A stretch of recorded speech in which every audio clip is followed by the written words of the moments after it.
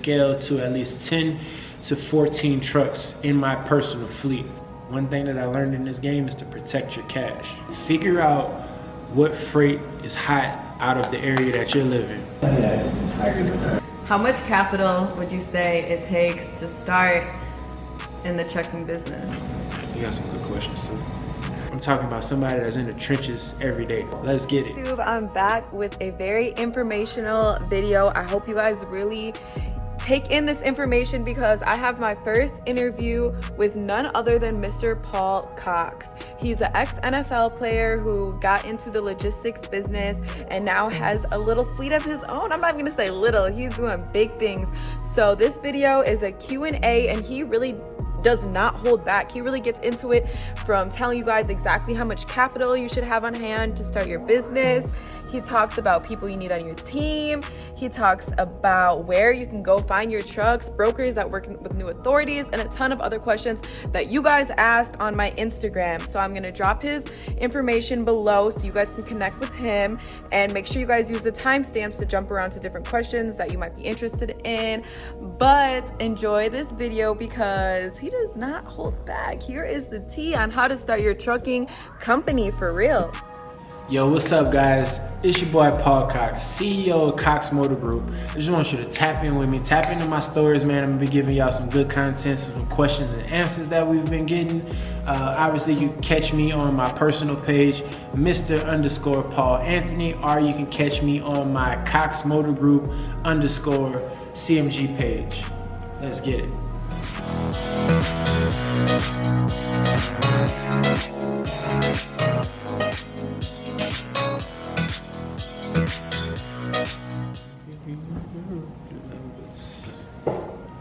What's up, y'all? We vlogging today. You ready? All right, so first just introduce yourself. What's up, y'all? I'm Paul Cox, owner, CEO of Cox Motor Group, based out of Atlanta, Georgia. So first question is, what are some key players you should have on your team? Key players to having a great team. I would say, first of all, compliance. Having your compliance is very important because having somebody that can go through the systems to do background checks on your drivers, also to make sure that your business is just in compliance with all the government agencies.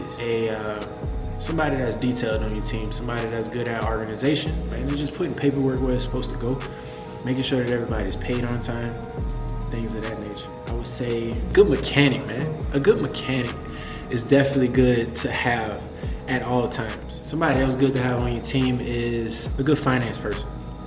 Having a relationship with a bank or whatever creative strategies that you have to acquire new equipment, trucks, trailers, things of that nature.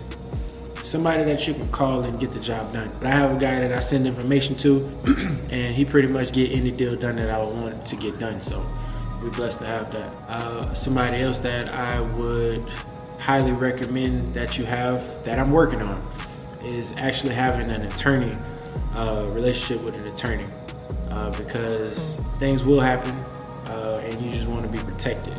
So having an attorney is definitely somebody I would definitely recommend. Somebody that I would recommend that you have would be, I wouldn't necessarily say a mentor, but somebody that's in the same business that you're in that you can bounce ideas off of. I have 2 to 3 friends that I can call at any time of the day and night, just talk trucking with them. I'm talking about for hours. Talk trucking for hours with them. So I would say find someone that's in the business that you're in, not someone that thinks they're in the business or, you know, hey, this is what I would do. I'm talking about somebody that's in the trenches every day. Somebody that you can call and they'll be like, hey, I'm about to book this load real quick, like, hey, let me call you back. And then once they call you back, you can talk about whatever's going on in your day, whatever type of, you know, troubles that you're having, or whatever type of, you know, any type of great things that you're having that you can share. Dispatcher. Yeah, dispatcher, driver. Definitely gotta have those people. Hey, I think this goes without saying. We definitely need great drivers to operate that equipment.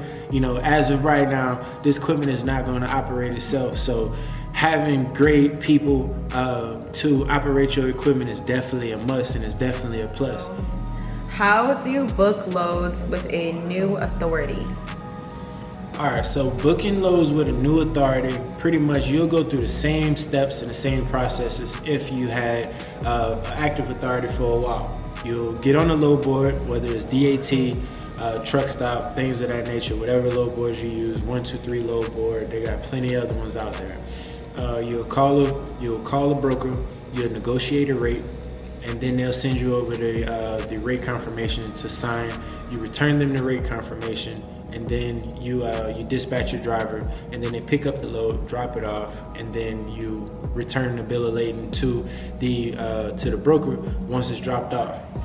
Now, one thing you got to watch out for when you have a new authority is there are only going to be a certain amount of brokers out there that's going to actually touch you for your first 0 to 90 days. And then from, I think it's your first 6 months. After your first 6 months is up, then any broker will probably work with you. And that reason right there is they want to make sure that you're in compliance. Honestly, your first 30 days in business, you just want to make sure that you're operating properly, making sure you're doing your pre-trips and post-trips, making sure that all your paperwork is up to date and things of that nature. Some brokers that will touch you off the rip, and I don't have the full list in front of me, sure TQL and Convoy. They'll touch you within your first 60 days. And what you want to do is you want to just work with those brokers, make sure you go above and beyond, make sure you over communicate with the brokers. And what I mean by over communicate is when they dispatch you for that load, you need to send them over an ETA for your driver to get there.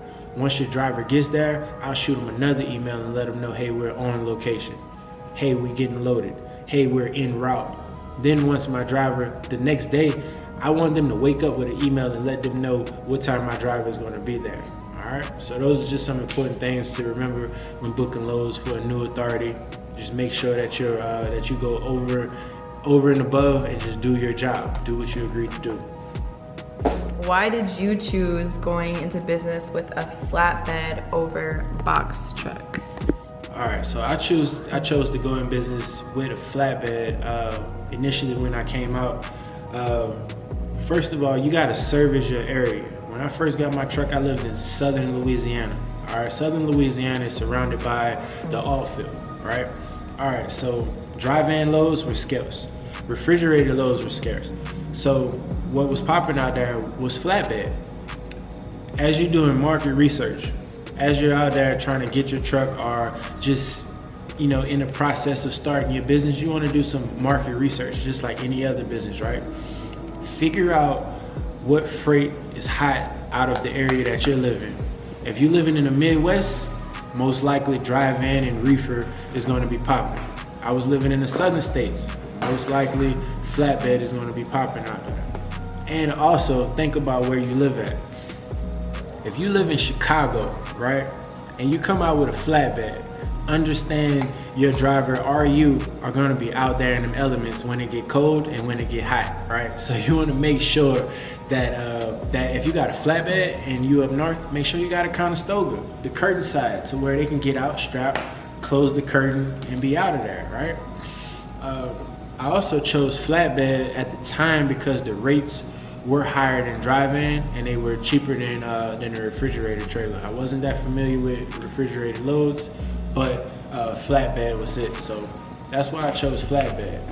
And all in all, service the area that you're in, find your lane, stick to it, and maximize it. Sure, this is a question that you get all the time, but what would you say to somebody that wants to start in trucking?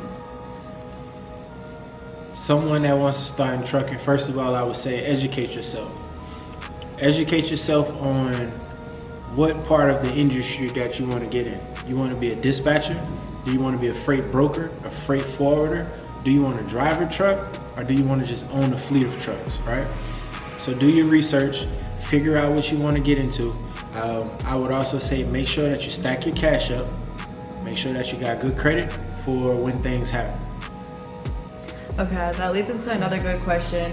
How much capital would you say it takes to start in the trucking business? That's a really good question. I often get asked that question about how much capital that you need to get started. I would personally recommend $15,000 to $20,000 cash. All right. Why I would say $15,000 to $20,000 cash is because you're most likely going to need around $8,000 to $10,000, just depending on what type of what's the price of your truck. $8,000 to $10,000 cash to put down on your down payment on your truck. You also need around anywhere between $2,000 to $8,000 for your insurance deposit, depending on your age, your location, and the amount of insured that you have to do on your equipment. So I would recommend $15,000 to $20,000 cash. I would also recommend you having at least $20,000 access to credit. So things that come up that you might want to put on a credit card and not on your cash. We talking things like if you buy your truck and you want to put new tires on it, or upgrade your rims, DOT stickers, any type of, if you need to put a new seat, or you need to go get a PM, preventative maintenance, done on your truck, you might want to put that on a credit card and pay it back versus dumping all your cash into it. One thing that I learned in this game is to protect your cash. What is the biggest single lesson that you have learned in your time in the trucking industry? It's a really good question. I would think one of the biggest things that I learned so far is patience. Everyone doesn't operate when you want them to operate. They don't even operate the same ways that you operate. No one's gonna care about your stuff as much as you care about. So a couple things when I mean patience is be patient with your drivers, be patient with your equipment, be patient with the brokers, even be patient with compliance people. Those are things that I had to learn the hard way. It probably would have saved me a couple gray hairs and a lot of stressful nights. It's like trying to force things to happen that's not supposed to. Just be patient. Don't force it.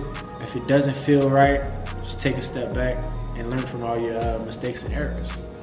All right, so I got asked a question about what am I looking for in drivers? All right, what I look for in drivers, first of all, is you got to have the personality to be a driver. It takes a good personality. It takes a different breed to be out on the road for days, weeks sometimes, away from your family. Being a driver is it's an isolated job, right? You're pretty much by yourself the majority of the day and the majority of your time. So you want to have somebody that's flexible. I'm definitely looking for someone that's flexible, someone that doesn't mind doing the work, and someone that takes care of their equipment. What I'm looking for to do for my drivers, I'm looking to pay my drivers to employ them. I'm looking for them to be able to be a partner with me, so that I could offer them a service that they can ultimately feed their families, get their credit better, buy cars, buy houses, all through the business that I created. So things that I'm looking for in a driver: someone that's willing to obviously drive in the regions that we operate in, and someone to operate the equipment in a safe way. Things that I'm looking for in a great driver is somebody that obviously that's not scared to work, someone that doesn't complain a lot. I would say someone that's just not just a steering wheel holder, someone that can help you solve those problems that you're having. For instance, I had a driver had a blowout. When the driver had the blowout, he had already called roadside service before he even called me. You know what I'm saying? Call roadside, like, hey, I got it all set up for you. You just got to call and double check with them just to make sure that they agree with, y'all all agree with the rates and everything. Someone that knows how to do a pre-trip and post-trip. Someone that understands the importance that you are riding down the highway with 80,000 pounds gross vehicle, right? And it's very important to keep not only them safe, the equipment that they haul is safe, but also everybody else on the highway. What do you offer your drivers? All right. So things that I offer my drivers, we don't pay our drivers by the mile, we pay our drivers by the percentage. So we start out at 25% of the gross. On my flatbed side, I also pay them $50 every time they tarp, so we give an additional. We also offer our bonuses for being on time and operating the equipment safely. Other things, obviously, that I offer my drivers is up-to-date equipment. We also offer automatic transmissions on all our trucks. I personally put a Tempur-Pedic mattress in, so my drivers are sleeping well. They come with TVs, microwaves, and refrigerators. I also went above and beyond and put some Wi-Fi in the truck. so that, you know, if you're a gamer or in your off time or on your reset, if you're out, you got some entertainment, you can stay in touch with home. So what is the biggest hurdle facing the trucking industry right now? One of the biggest hurdles that personally for me, we're seeing, obviously you hear about the driver shortages and things of that nature. One thing that I believe is there's a plethora of great drivers that's out there. You just got to find the right one that matches your company, matches your requirements, and matches your personality. One of the main things that I'm running into right now is ultimately finding good equipment. We could just sum it up as supply and demand. Finding the good equipment for the right prices. Right now you can go to a dealership. 3 years ago, the prices would have been $40,000 to $50,000 for the same equipment that they're putting out right now for $80,000, $90,000, and $100,000. All right, it might look good to go out and purchase a $90,000 to $100,000 truck, but you got to think, my bill is going to be higher. That means my break-even point of my numbers are going to be higher. One thing we know for sure with freight rates is freight rates might be up right now, but they may turn for the worse. So if the freight rates turn for the worse, my cost per mile that it takes me to run my truck is high. So that means in a decreased market, I may be breaking even. So it's important to find great equipment, but also don't go overboard and go get overpriced trucks for your business. So supply and demand, finding the right equipment, finding the right financing are some ultimate hurdles that we're facing in the trucking industry right now. Where do you go to find trucks? So right now I'm finding trucks from Facebook Marketplace. I'm approaching the dealerships. There's multiple ways to find trucks. You can find people that are going out of business. Those are going to be your best trucks. If they're going out of business and they're hurting for cash, offer them a good price. Don't price gouge them. Don't get over on people. Give them a fair price for their truck. Also good places to find trucks is auctions. Another good place to find trucks is Facebook Marketplace. Search the country for those trucks and also for the trailers as well. Facebook Marketplace, I'm always on it. If you can go to my Facebook right now, you can look up searches. I'm currently looking for refrigerated trailers. you want to put an ad out for that right now? So hey man, if you got those refrigerated trailers out there, we're looking for them. Send them my way, or if you got a lead, man, we'll pay a referral for them. Let's get it. How do they find you? How do you find me? Look, hit me up on Instagram, Mr._Paul Anthony, or hit me up on my Cox Motor Group Instagram page. Shoot me an email at paul@coxmotorgroup.org. Right, run them things. Run them things, let's get it. Okay, my next question is, what are some goals you have for your business? Like, right. What is the ultimate scale of your business look like? All right, the ultimate scale for my business at this moment, because you operate in different capacities. So right now, 2 trucks in, less than 2 years in business, I ultimately want to see myself in the next 5 years scale to at least 10 to 14 trucks in my personal fleet.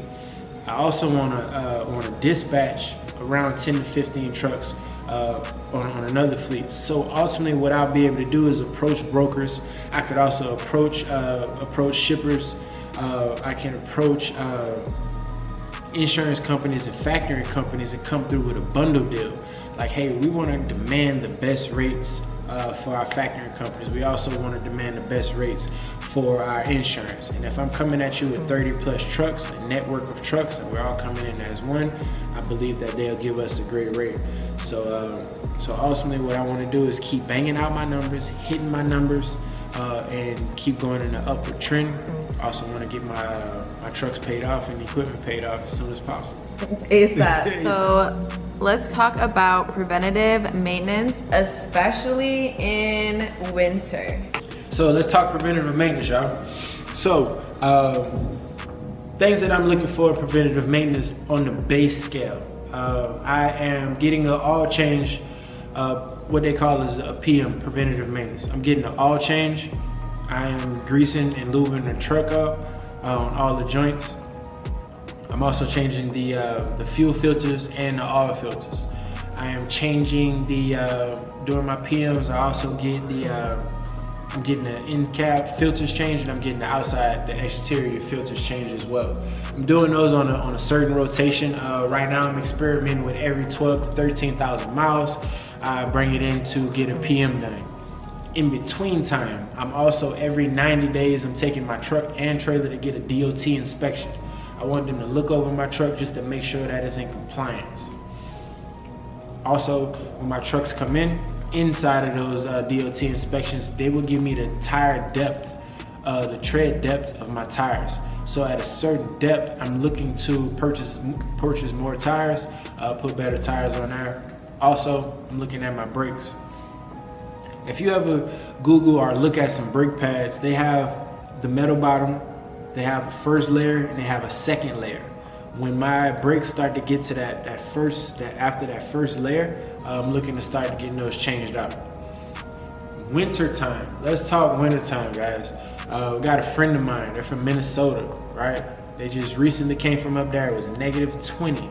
All right, so trucking in those conditions, one of the first things that you want to do, you want to get what they call as anti-gel additive that you put inside your diesel tanks, because diesel, it may not freeze, but it'll gel up.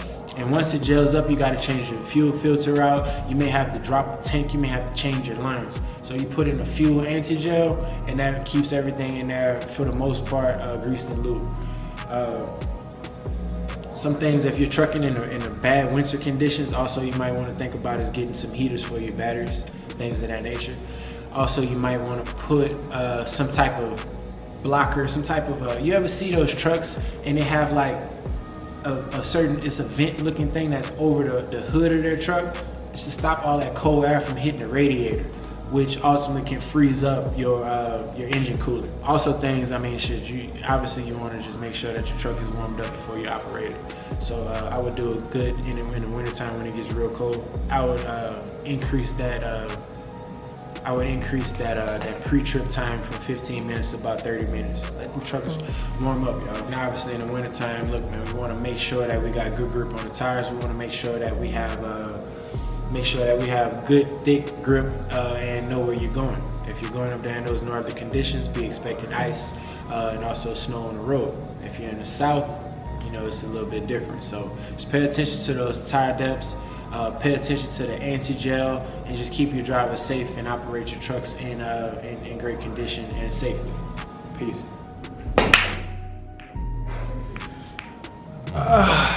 What's up, y'all? Welcome to the vlog today. Just waking up, having a good time, getting ready to dispatch some trucks. Talking about trucking as always, y'all. But look, check this out. We just passed the week with the winter storm. Everything went cool. I kept my trucks in the southeast. I think that was very smart because everything was frozen from Dallas all the way up to Chicago. And that's usually the lanes that we run in the Midwest, especially with the reefer.